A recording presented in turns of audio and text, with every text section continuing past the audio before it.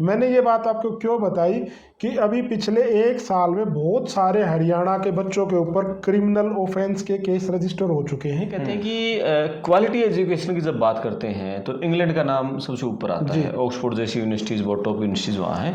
अब किस तरह की एजुकेशन क्वालिटी वही लेवल कायम है इंग्लैंड अब में? आज की डेट में हिंदुस्तान में चाहे वो बॉलीवुड हो चाहे क्रिकेटर हो, वो इंग्लिश में इंटरव्यू देना पसंद करते हैं ना, क्योंकि इंग्लिश को यहाँ पे एक शो ऑफ माना जाता है कि भैया इंग्लिश आवा, इसने ना पढ़ा लिखा है, ठीक है। और वहाँ अंग्रेजों के देश में गोरों को इंग्लिश पढ़नी नहीं आती। अच्छा। करमपाल जी एक बात बताना चाहता हूँ, वीडियो थोड़ी बड़ी हो सकती है भाई। मैं करमपाल गिल को लंदन बुला रहा हूँ। मैं अपने यहाँ रोडों पे जामुन लगी रहती है, वहाँ रोडों पे सेब, चेरी, ये आलू बुखारा या जिसको हम ये बाबू बोसा बोलते हैं यहाँ पे, ये वहाँ की रोडों पे ऐसे लगे होते हैं, सड़क किनारे लगे होते हैं कि भाई मतलब झट झट रोडों पे वो गिर रहे होते हैं। तो लोग तो थोड़ी खाते होंगे? नहीं, वहाँ थोड़ा देसीपन कम है, मैं खा लेता हूँ। वहाँ जाने के बाद मुझे रियलिटी का पता चला कि एक जिंदगी जी कैसे जाती है। बिल्कुल। अब यहाँ पे 12वीं तक के बच्चे को पापा स्कूटर पे बैठा के स्कूल छोड़ जाता है या स्कूल बस घर के सामने आती है।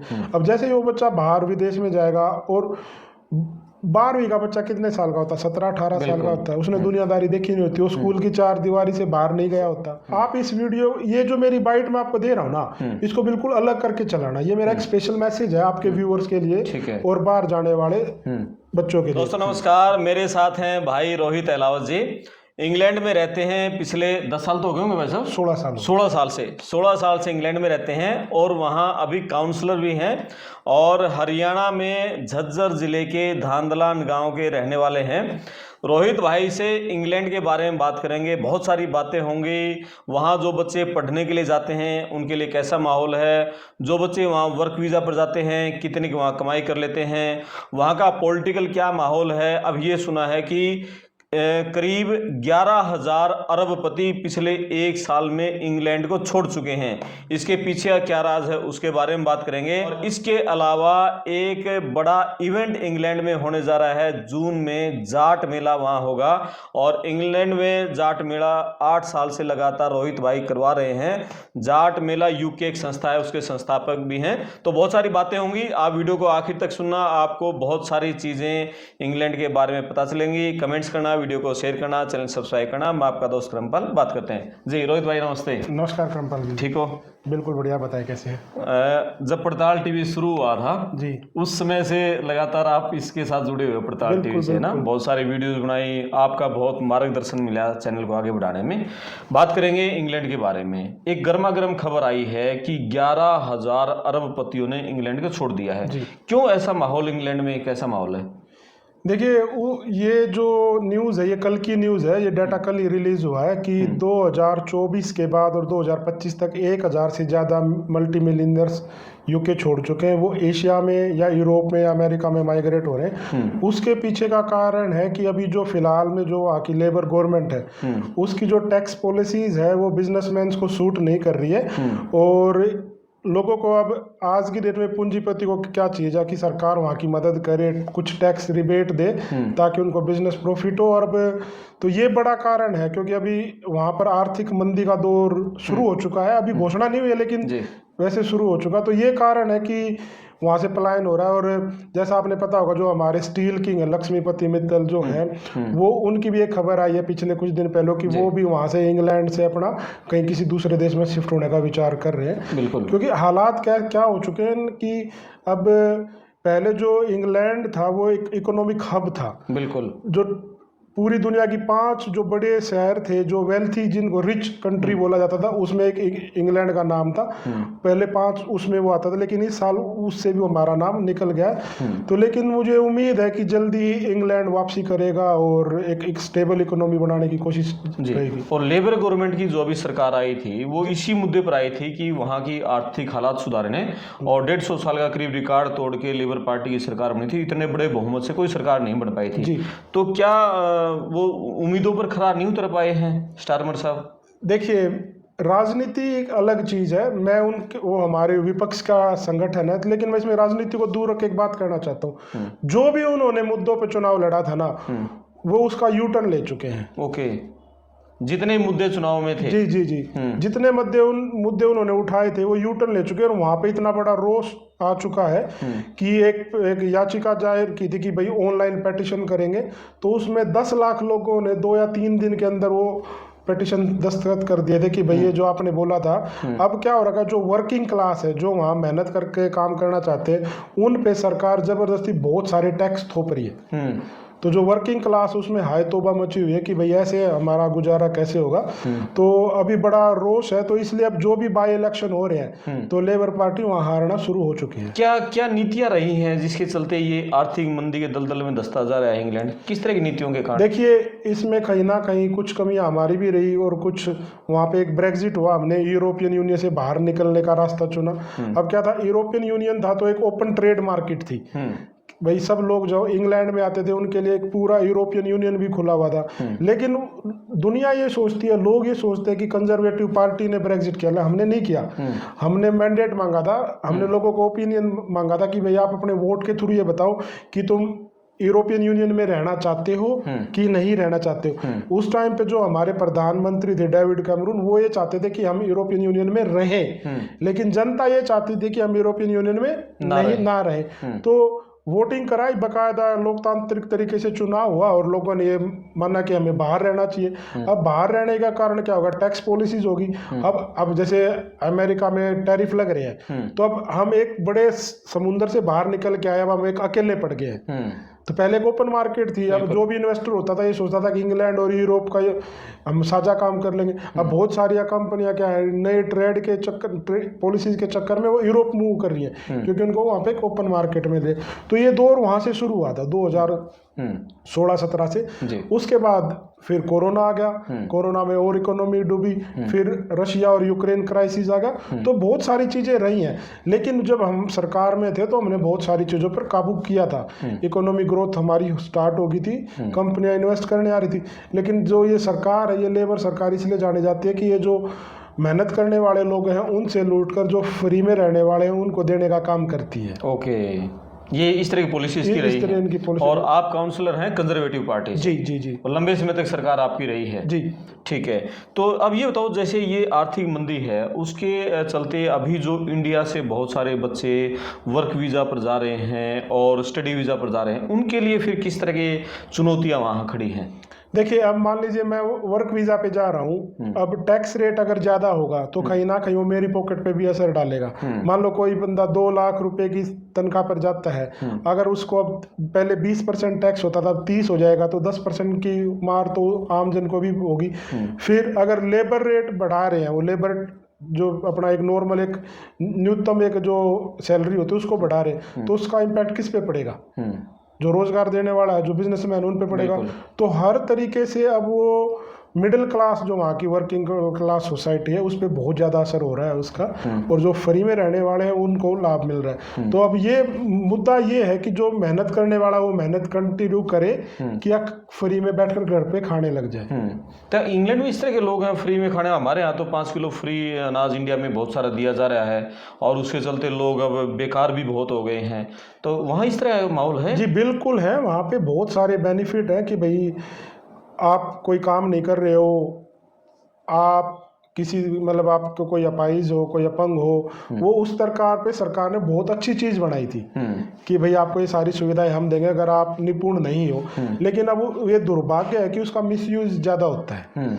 अब मान लो, अब वहाँ पे जैसे अपने यहाँ पे एक वो होता था जहाँ पे पंजीकरण होता था, रोजगार पंजीकरण, रोजगार कार्यालय होता था, वहाँ पे भी होता है जिसको हम नेशनल इंश्योरेंस बोलते हैं कि भाई आप लोकल उसमें जाके आप रजिस्टर हो जाइए कि आपको नौकरी चाहिए कि नहीं चाहिए। तो वो क्या कहता है कि जो मेरी स्किल है उसके हिसाब से मेरी 1000 पाउंड की तनख्वाह बनेगी। लेकिन अगर मैं घर पे बैठ के ये बोल लूँ कि मैं बेरोजगार हूँ तो सरकार मुझे 2000 पाउंड देगी मेरे खर्चे के हिसाब से। तो कहीं ना कहीं ये उसको बढ़ावा दे रहा है। तो इसलिए वहाँ की जो वर्किंग क्लास, उसमें आक्रोश है लेबर गवर्नमेंट के। किस तरह की फैसिलिटी देती है सरकार? आपने 2000 पाउंड की बात की, वो फ्री में घर देती है। हाँ, अगर आपके बच्चे हैं वो स्कूल में जाना चाहते, स्कूल तो वहाँ पे फ्री है, लेकिन अगर आपका बच्चा ये बोले कि भाई दूसरे बच्चे के पास एक लैपटॉप है, मेरे पास लैपटॉप नहीं, तो सरकार उसको बच्चे को लैपटॉप प्रोवाइड करती है, बिजली पानी फ्री कर देती है। और वो वहाँ पे क्या होता है, आपकी कैलकुलेशन होती है, आपकी आमदनी कितनी और आपका खर्चा कितना, तो वो एक प्रॉपर एक डिपार्टमेंट उन्होंने बनाया हुआ है, benefit, child care benefit, social care benefit, old age care benefit. तो उसके हिसाब से जो कैलकुलेशन आएगी उसके हिसाब से आपको वो खर्चा देगी। अच्छा, ये सरकार उठाती है खर्चा? सरकार उठाती है। ये तो बहुत बड़ी बात है अपने आप में जी। अगर कोई जिसको चाहिए उसके लिए बहुत अच्छा है, लेकिन अगर कोई उसका नाजायज दुरुपयोग करे तो वो फिर किसी और की वो तो सिस्टम को इस तरह की जांच होनी चाहिए भी कौन दुरुपयोग कर रहा है, कौन दुरुपयोग नहीं कर रहा है। वो चला हुआ है, वो कार्य चला। ठीक है, चलो ये तो थी अभी वर्क वीजा पर भी टैक्स तो उनको ज्यादा पे करना पड़ेगा। और जो बच्चे स्टडी वीजा पर जा रहे हैं वो पढ़ाई के साथ जो क्या उनको मिल पा रही है, नहीं मिल पा रही है? देखिए बड़ा मुश्किल है। मैं अभी एक रिपोर्ट देख रहा था 1-1.5 महीना पहले की बात है कि जो इंग्लैंड में पैदा हुए बच्चे हैं, जो इंग्लैंड में अभी यूनिवर्सिटीज में जा रहे हैं, कॉलेजेस में जा रहे हैं, वहाँ पे क्योंकि पार्ट टाइम जॉब का कल्चर 16 साल से शुरू हो जाता है कि बच्चा यूनिवर्सिटी में जा रहा है तो अपना खर्चा अपनी पॉकेट मनी निकाल ले, चाहे वहीं का लोकल हो। चाहे वहीं का लोकल। ठीक है। तो एक सर्वे के अनुसार ये आया था कि वहाँ के भी 2 लाख बच्चों के पास रोजगार नहीं है, जो वहीं जन्मे हैं, जो वहीं जन्मे, वहीं के सिटीजन है, वहीं के सिटीजन है, जो वहीं जहाँ उनकी पूरी स्कूलिंग वही हुई है। तो पहले क्या होता था, जैसे ही वो यूनिवर्सिटी में आते थे तो वो पार्ट टाइम जॉब अप्लाई करते थे। अब क्या हो रखा है कि वो कह रहे कि जॉब है ही नहीं मार्केट में, क्योंकि इमिग्रेशन इतना हुआ है पिछले 1.5-2 साल में, 7.5 लाख लोग इंग्लैंड में गए थे। तो अब वो कहते, फिर उनका क्या होता है, मान लो कि भाई उनको जॉब नहीं मिल रही, अगर उनकी आर्थिक स्थिति इतनी अच्छी नहीं है घर की, तो सरकार उनको वैसे भी दे देगी। लेकिन मेन बात क्या है कि 2 लाख वहीं के पैदा हुए बच्चे भी रोजगार प्राप्त नहीं कर पा रहे जी। तो यहाँ से जाने वाला तो और मुश्किल ज्यादा होगी, बहुत ज्यादा मुश्किल ये हालात पैदा और भी होने वाले हैं। क्योंकि अब जैसा अमेरिका जो पॉलिसीज बना रही है, या फिर जो डंकी वाला काम, जो एक वीडियो वहाँ से जारी हुआ था, उसके बाद बहुत ज़्यादा सख्त कानून हो रहे हैं। लेकिन ऐसा नहीं है कि भाई आपके अंदर काबिलियत हो तो आप बाहर मत जाइए। आप अच्छे तरीके से आइए, अच्छी यूनिवर्सिटी में जाइए, अपनी पढ़ाई पूरी कीजिए, फिर उसके बाद आपके वहाँ स्टे होने के चांसेस ज़्यादा मजबूत हो जाते हैं। ओके, यदि अच्छी यूनिवर्सिटी में ठीक पढ़ाई पूरी कंप्लीट कर लेते हैं तो जी। लेकिन बहुत सारे बच्चों को यही सुनने में आता है कि पढ़ाई के दौरान का खर्चा निकालने में मुश्किलें होती हैं। ये बिल्कुल सही बात है जी, उसका उदाहरण मैं भी हूँ। बिल्कुल। जब मैं 2009 में इंग्लैंड में गया था तो बेरोजगारी और आर्थिक मंदी पूरे विश्व में छाई हुई थी।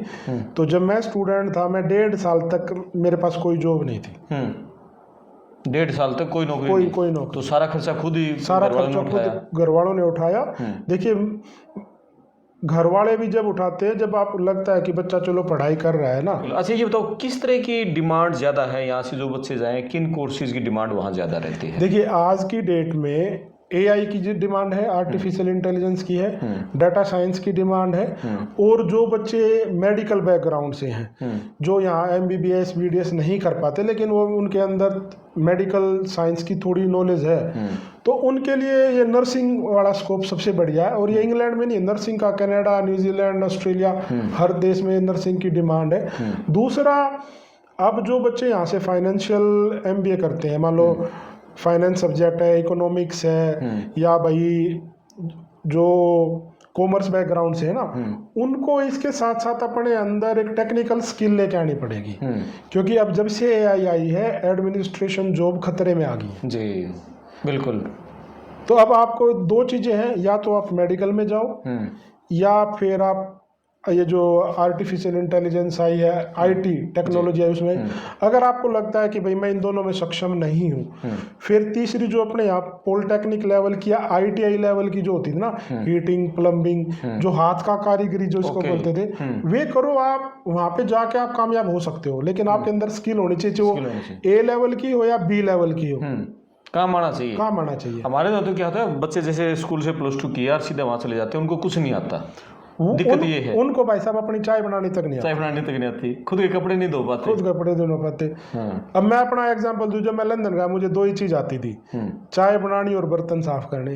ठीक है, तो लेकिन वहां जाने के बाद मुझे रियलिटी का पता चला कि एक जिंदगी जी कैसे जाती है। बिल्कुल।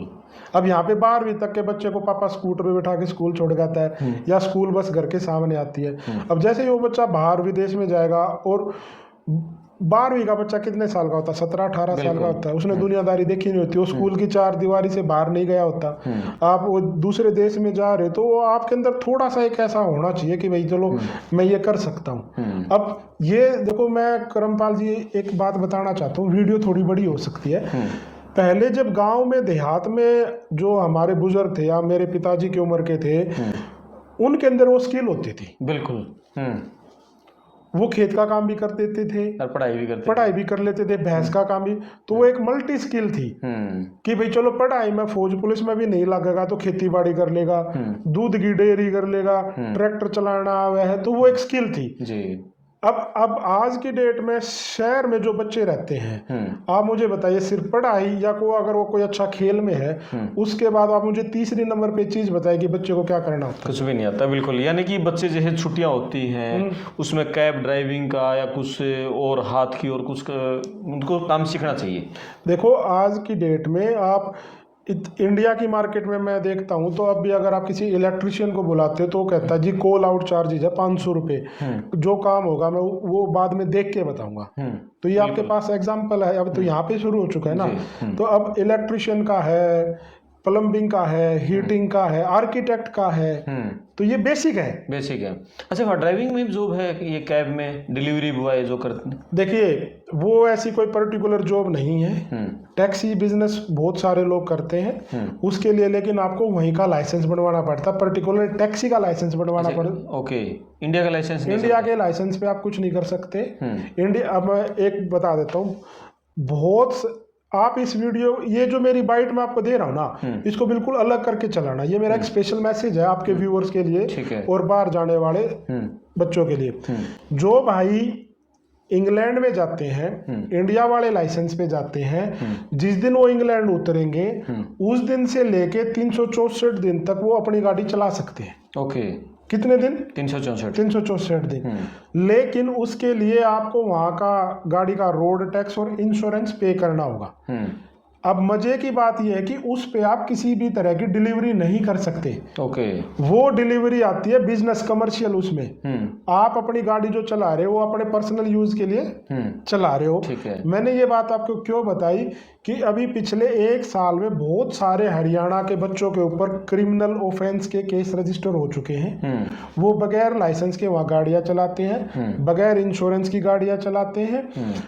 ये अगर आपके पास ये डॉक्यूमेंट नहीं है तो आपके खिलाफ क्रिमिनल केस हो सकता है, हो जाएगा। और जब तक वो क्रिमिनल केस होएगा आपका वीजा नहीं बढ़ेगा, आपको नौकरी नहीं मिलेगी, क्योंकि वहाँ पे हर चीज में ये पूछा जाता है कि पिछले 5 साल में आपका कोई क्रिमिनल केस तो नहीं है। और ये हरियाणा के बच्चे भावुक होके एक बारी चाबी दिए भाई आड़े तक जाना है, वो वहाँ ना करें। बिल्कुल, इस तरह की लापरवाही बिल्कुल ना करें। ये हुआ है बिल्कुल। आपने बताया, संख्या बताई, कई हजार बच्चों पर केस दर्ज हुए हैं क्रिमिनल। हाँ, क्योंकि वो लापरवाही, आप चला रहे हो पकड़े जाने पर ही चोर बोला जाता है। पूरा प्रोफाइल खराब हो गया, पूरा प्रोफाइल खराब। आप जब तक 7 साल तक आपको हर जगह ये डिक्लेयर करना पड़ेगा कि मेरे ऊपर ये केस चला हुआ है। बिल्कुल। अच्छा, जैसे अमेरिका में बच्चे जाते ही वहाँ ट्रक चलाना पसंद करते हैं, तो यहाँ इंग्लैंड में भी इस तरह का कुछ जॉब है? देखिए नहीं, यहाँ ऐसा नहीं है। यहाँ पर आप जैसे जो हमारा नॉर्मल ड्राइविंग लाइसेंस होता है, जैसे कार का, वैन का, उसमें बच्चे डिलीवरी का काम करते हैं। आजकल जो पार्सल डिलीवरी वगैरह चलती हैं, लेकिन वो जो ट्रक लाइसेंस है वो लेवल बड़ा हो जाता है। लेकिन आप स्टूडेंट हो तो भी आप 20 ही घंटे कर सकते हो, 20 घंटे से ज़्यादा आप वो काम नहीं कर सकते। एक क्वेश्चन ये बताओ, एजुकेशन से जुड़ा हुआ है और बीच में ये भी छूट गया था। ये कहते हैं कि क्वालिटी एजुकेशन की जब बात करते हैं तो इंग्लैंड का नाम सबसे ऊपर आता है। ऑक्सफोर्ड जैसी यूनिवर्सिटीज़, बहुत टॉप यूनिवर्सिटीज़ वहाँ हैं। अब किस तरह की एजुकेशन क्वालिटी वही लेवल कायम है इंग्लैंड में? देखिए, इंग्लैंड की जो क्वालिटी एजुकेशन है ना, वो यूनिवर्सिटी में नहीं है, वो बेस से स्टार्ट हो जाती है, स्कूलों से स्टार्ट हो जाती है। ओके। अब कोई बच्चा 14 साल पढ़ने के बाद नया सिस्टम अडॉप्ट नहीं कर सकता आसानी से ना। उसको जब नर्सरी में भेजा जाता है, LKG UKG, वहाँ से उसका बेस बनना शुरू हो जाता है। तो जो क्वालिटी एजुकेशन है वो प्रैक्टिकल एजुकेशन है, रट्टाफिकेशन नहीं है। ओके, प्रैक्टिकली है, प्रैक्टिकली है। बिल्कुल। अब वो आप वाला बेटा भतीजा जो स्कूल जाता है, अब वो वहाँ के हिसाब से ईयर बोलते, ईयर 3 में है। अब वो सिर्फ अब घर से एक लंच बॉक्स और पानी की बोतल लेके जाता है, ना कोई किताब नहीं लेके जाता। वहाँ से टीचर उसको एक रीडिंग की बुक देता है, वो भी जो बच्चे का मन करे तो अपने हिसाब से लाइब्रेरी से एक बुक ले जा और ये बुक पढ़ के लेके आनी है। और वहाँ पे तेरे से पूछेंगे कि तूने बुक को कितनी कंसंट्रेशन से पढ़ा है कि तूने अंदर इसके रीडिंग स्किल तेरी कितनी इंप्रूव हुई है। कोई होमवर्क नहीं है, कोई 2.5-3 किलो का बैग नहीं है, ठीक है। तो बच्चा क्या है, उस पढ़ाई को एंजॉय करता है। अब हमारे दौर में क्या होता था कि भाई 3 या 4 किलो की किताबें हम लाद के लेके जाते थे। सुबह पहला पीरियड ये, दूसरा पीरियड ये, तीसरा पीरियड, और वो क्या होता था, जबरदस्ती होती थी। अब मेरा मैथ में, जब से मैंने मैथ को समझा है आज तक, मेरा मैथ 0 है, लेकिन मैंने पूरी जिंदगी उस मैथ को अपने सर पे ढोया है। बिल्कुल ढोया कि नहीं। अब वहाँ ऐसा नहीं है। वहाँ आपका अगर हिस्ट्री के साथ केमिस्ट्री पढ़ने का दिल कर, आप हिस्ट्री और केमिस्ट्री ले लो। ओके, ऐसा कुछ कम्बिनेशन वाला सिस्टम नहीं है कुछ भी। हमारे यहाँ तो कॉलेज में एंट्री करते कम्बिनेशन बनाना पड़ता है। नहीं, कम्बिनेशन नहीं है वहाँ। जो आपका इंटरेस्ट है, आप मनपसंद सब्जेक्ट आप चूज कर सकते हो। बायो, मान लिया कोई बच्चा आर्ट है, उसको बायो पसंद है, बायो आपको फिर मेडिकल के साथ लेनी पड़ेगी, फिजिक्स केमिस्ट्री बायो। भाई साहब, वहाँ पे जो 3 सेक्शन है ना, आर्ट, कॉमर्स, मेडिकल या नॉन मेडिकल, वहाँ ये है नहीं। अच्छा, है ही नहीं? है ही नहीं। ओके, जो मन करे वो पढ़ो आप। जो मन करे वो पढ़ो, कोई कंपलसरी नहीं है सब्जेक्ट जी। हमारे यहाँ जैसे हिंदी इंग्लिश तो कंपलसरी बीए तक रहता है। देखिए क्या होता है, जैसे लैंग्वेज है ये तो, अब लैंग्वेज जितनी आ जाए उतनी अच्छी, ठीक है। अब आज की डेट में हिंदुस्तान में, चाहे वो बॉलीवुड हो चाहे क्रिकेटर हो, वो इंग्लिश में इंटरव्यू देना पसंद करते हैं ना, क्योंकि इंग्लिश को यहाँ पे एक शो माना जाता है कि भैया इंग्लिश आवा, इसने ना पढ़ा लिखा है, ठीक है। और वहाँ अंग्रेजों के देश में गोरों को इंग्लिश पढ़नी नहीं आती। अच्छा इंग्लिश पढ़नी नहीं आती। उनको सिर्फ बोलनी आती, क्योंकि उनकी मदर टंग है। अब आपका गृह जिला जींद है, जींद में कितने लोग होंगे जो पढ़ और लिख सकते हैं हिंदी?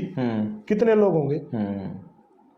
एक ऐसा वो भी है हमारे यहाँ जो लोग सिर्फ हिंदी बोल सकते हैं, सुन सकते हैं, समझ सकते हैं, पढ़ लिख नहीं सकते ना। उनको हम क्या बोलते हैं भाई? अनपढ़ है, गुट्ठा टेक है। तो भाई साहब, अंग्रेजी एक उनकी भाषा थी जो हमने अपना ली, सिर्फ ये भाषा है। उससे किसी का ये पैमाना लगाना कि ये पढ़ा लिखा है या कम पढ़ा लिखा है, ये बहुत गलत बात है। बिल्कुल। अब चाइना, जर्मनी और जो बहुत देश है, यूरोपियन देश है, वो अपनी भाषा में बातें करते हैं, अपनी भाषा के सॉफ्टवेयर उनके। और हमारे सॉफ्टवेयर सारे इंग्लिश में। हमारे सॉफ्टवेयर सारे हिंदी में ना हमको पढ़ाई करवा रहे हैं, ना सॉफ्टवेयर करवा रहे हैं। सारी टेक्निकल पढ़ाई है या फिर सारे मेडिकल की पढ़ाई है, हम सारी सब इंग्लिश में करवा रहे हैं। मैं 3 दिन पहले किसी के साथ बैठा था, ऐसे ही बातें चल गई पढ़ाई पे। तो भाई साहब, आज के हिंदुस्तान में जिन्होंने स्कूल और पढ़ाई छोटे 10 साल हो गए, क्या खैगा नहीं सुना पाएंगे पूरे। मैं नहीं सुना सकता। बिल्कुल, मैं ABCD सुना दूंगा। एक सवाल इमिग्रेशन वाला मेरा बीच में रह गया था। ट्रम्प ने आते ही बहुत सारे जो इलीगल लोग थे वहाँ से निकाल दिया था। तो कीर स्टारमर सरकार ने भी पीछे एक जहाज भेजा था, और जिसकी हालांकि ज़्यादा चर्चाएं नहीं रही। तो कि इंग्लैंड में कैसा माहौल है? वहाँ इलीगल लोगों को वहाँ से भी निकाला जा रहा है क्या? देखिए करमपाल जी, इस विषय पर हमने एक बहुत बड़ा इंटरव्यू पहले भी किया था, काफी लोगों ने उसको देखा था। ये जो प्रोसेस है ये हमेशा से चला आ रहा है, लेकिन ट्रम्प साहब ने क्या किया, वो उसको बड़े शोर शराबे से लोगों को दिखा दिया कि भाई ऐसा हो रहा है, ऐसा हो रहा है। इंग्लैंड में पिछले 37,000 कुछ लोग निकल चुके हैं, निकाले जा चुके हैं, जहाज भर के ऐसे ही आ रहे हैं, ठीक है। अब क्या ट्रम्प, उसके बाद कोई दूसरा जहाज नहीं आया होगा? आपको क्या लगता है?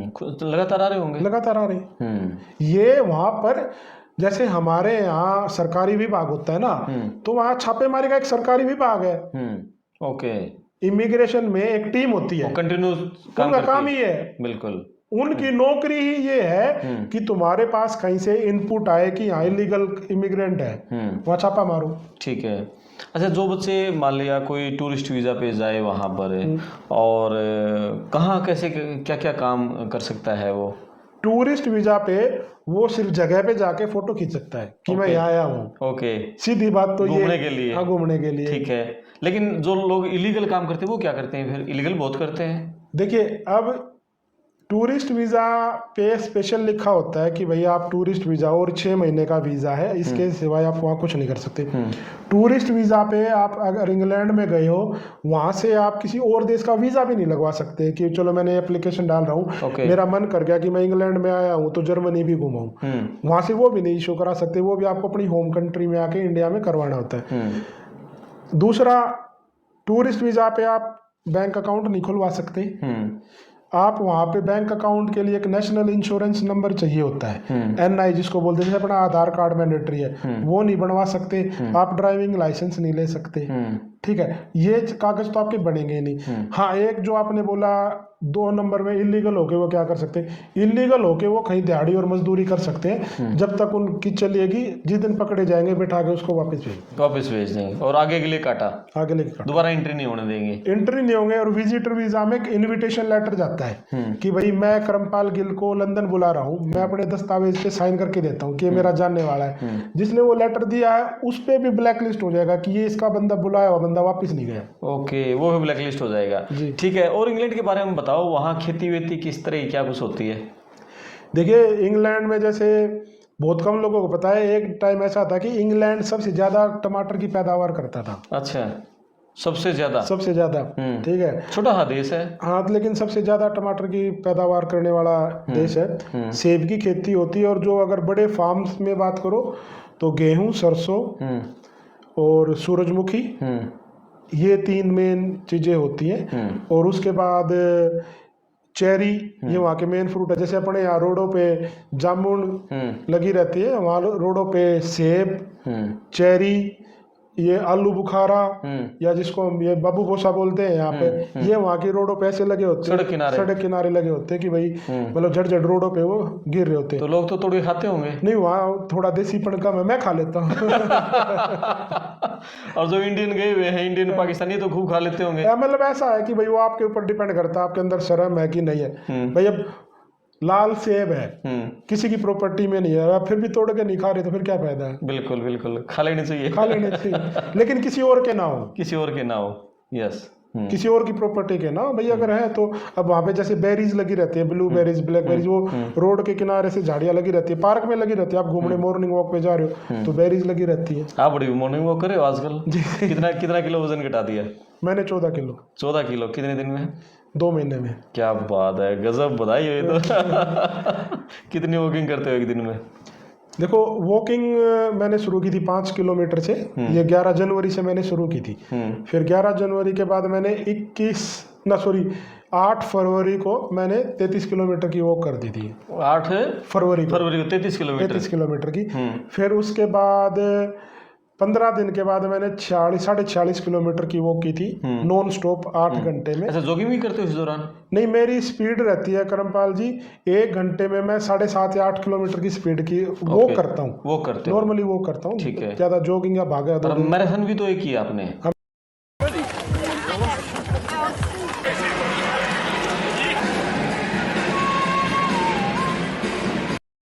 मैराथन में वहाँ पे हाफ मैराथन थी 21.5 किलोमीटर की, तो वो उसमें मेरी 9 घंटे पर उसकी 9 किलोमीटर प्रति घंटा की एवरेज थी।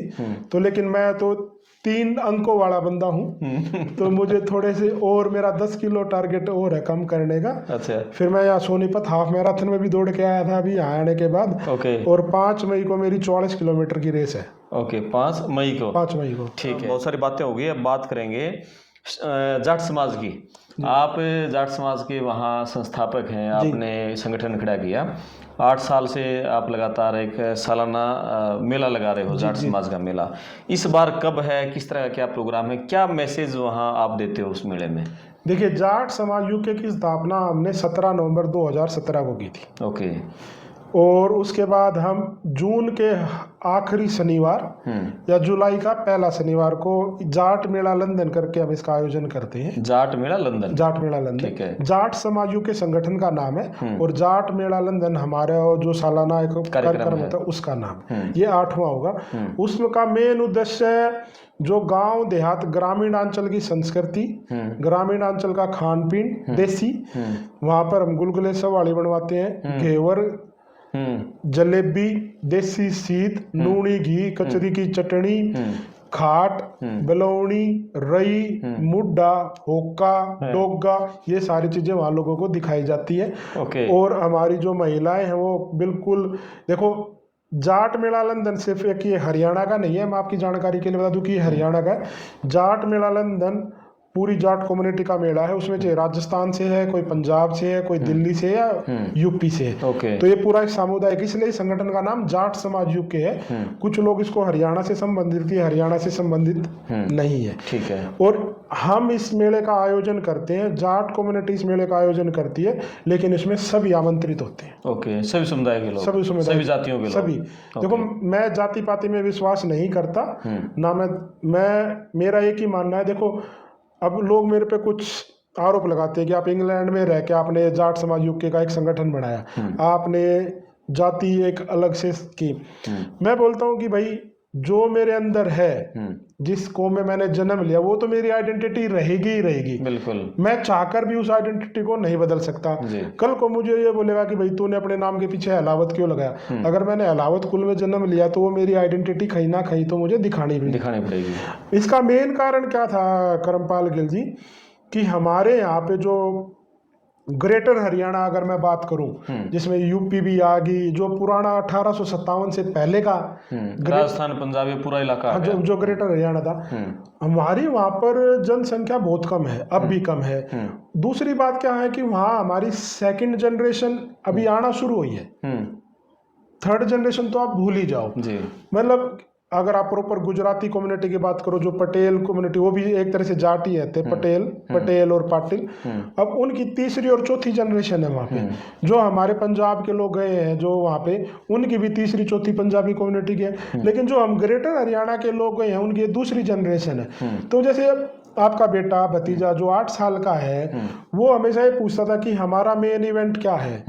भाई, मैं जैसे जब तक मैं अकेला था, या मैं डांडिया भी देखने चला जाता था, क्योंकि भाई वो भी चलो एक कल्चर प्रोग्राम है। बैसाखी बनाने चले जाते थे, या कोई साउथ इंडिया का कोई भी हम प्रोग्राम देखने चले जाते थे। तो हमने सोचा कि भाई अब ये बच्चे ने क्लिक कराया ना कि हमारा खुद का क्या है, तो अब हम तीज बनाते हैं जी, अब हम होली बनाते हैं। अब होली कोलड़े वाली बनाते हैं, जो फाग देसी होता है, पूरा एक पानी का टब भरा जाता है बड़े लेवल पे, 15-20 कोलड़ों के साथ होली खेली जाती है, तीज के गीत गाए जाते हैं। अब उन बच्चों को ये बताया जाता है कि जाट संस्कृति ऐसी संस्कृति है कि वहां पर 3 गोत्र छोड़कर विवाह करने की परंपरा है। अब उसको जब भी तो पता चलेगा ना, जब उसको जाट शब्द के बारे में बताऊंगा। बिल्कुल, अपने कल्चर के बारे में, अपने कल्चर के बारे में, जड़ों के बारे में बताऊंगा। उसको ये बताऊंगा कि भाई ये हमारा कल्चर है। देखो, वो एक, जब बच्चा कामयाब होता है तो उसकी कामयाबी का राज बोलते हैं कि भाई माँ बाप ने इसको इस लायक बनाया। तो अगर बच्चा ना कामयाब होता तो उसका भी आप जिम्मेदारी लो। तो ये माँ बाप की भी तो थोड़ी जिम्मेदारी बनती है ना, कि बच्चों को ये तो बताओ। कब देखो, आज की डेट में क्या है कि छोटे परिवार हो गए, हम तो हमारे 2 के हो गए, नहीं तो पहले हमारे दादा दादी नाना नानी हमें कहानियां सुनाते थे, सामाजिक ज्ञान हमें मिलता था। अब आज की डेट में आप बच्चों से पूछो, उनको ये नहीं पता होगा कि खाट पे पाता कहना बैठना है कि सराहना बैठना है। बिल्कुल सही कह रहे हो। क्योंकि ये माँ बाप बताएंगे तो बात चलेगी ना। तो ये सारा आप इन कार्यक्रमों के जरिए बच्चों को इस तरह का अपनी संस्कृति से जड़ों से जोड़ते हो जी। आपने एक बताया कि मुसवाड़ी भी तुरवा, वहाँ घेवर भी, ये सारी चीज़ें वहाँ हैं बनाने वाले कारीगर? देखिए, वहाँ पूरे कारीगर हैं। मैं अपने खुद के घर में, जो मेरा एक छोटा सा घर है, मैंने वहाँ पे देसी चूल्हा डाला हुआ है। मैं बाजरा की खिचड़ी भी बनाता हूँ वहाँ पे, गाजर पाक भी खाते हैं, ठीक है, और चूल्हे पे बाजरा की रोटी, अच्छा, और कुंडी में कचरिया की चटनी भी बनाते हैं। क्या बात है। अब सारी चीजें वहाँ, तो कचरी यहाँ से जाती है? नहीं, वहाँ भी मिलती है। अच्छा, बाजरा का आटा वहीं मिलता है। अच्छा, मिल जाती है कचरी? हरी सब्जी वहाँ मिलती है। नहीं, कचरी वहीं के खेतों की, यहाँ से नहीं, यहाँ से गई होती है। यहाँ से गई होती है, जो ड्राई हो जाती है ना, अपनी जो सूखी जो होती है, वो जाती है वहाँ पे। ठीक है। हरा साग बनता है वहाँ। और तो और, जो अब जैसे कोई नवरात्रे मानता है या कोई किसी व्रत में विश्वास रखता है, तो वहाँ स्पेशल काउंटर लगा होता है कि व्रतियों का खाना यहाँ स्पेशल मिलता है। स्पेशल मिलता है जी। दिल की बात कहना चाहो आप? देखिए, दिल की बात तो करमपाल जी क्या है कि अब मैं हमेशा समाज या सामाजिक मुद्दों पर बात करते हैं, तो मैं ये कहना चाहता हूँ मेरे हरियाणा वासियों से, भारतवासियों से, बाहर जाना अच्छी बात है, लेकिन तरीका सही होना चाहिए। दूसरा क्या है कि आप शॉर्टकट मत अपनाओ। जो एजेंट है वो शॉर्टकट का तरीका बताते हैं आपको। आप यहाँ मेहनत करके जाओगे, वहाँ अच्छा रिजल्ट मिलेगा, यहाँ खाली आ जाओगे तो वहाँ मेहनत करोगे। तो अब वो आपके हाथ में है कि आपको मेहनत तो एक बारी करनी ही पड़ेगी। बिल्कुल। समय रहते कर लोगे तो समय रहते अच्छे रिजल्ट आएंगे। मिसगाइड हो गए, थोड़े दिन बाद करोगे तो वो एक कहावत है ना कि बेटी व बापा के घर में, तो आप यहीं से आप अपने अंदर स्किल पैदा करके जाओ ताकि वहां जाते या सेट हो जाओ, परेशानी ना ज़्यादा चलनी पड़े। जी। बहुत धन्यवाद रोहित भाई का। और आप वीडियो पर अपने कमेंट्स जरूर करना, रोहित भाई ने जो जो बातें बताई हैं, और आपके दिल की बातें कोई हो और अच्छी बातें हैं आप कमेंट्स करके जरूर बताएं। वीडियो को खूब शेयर करना, चैनल को सब्सक्राइब करना। मैं आपका दोस्त क्रमपाल, बहुत धन्यवाद भाई। धन्यवाद भाई साहब। थैंक यू, नमस्कार।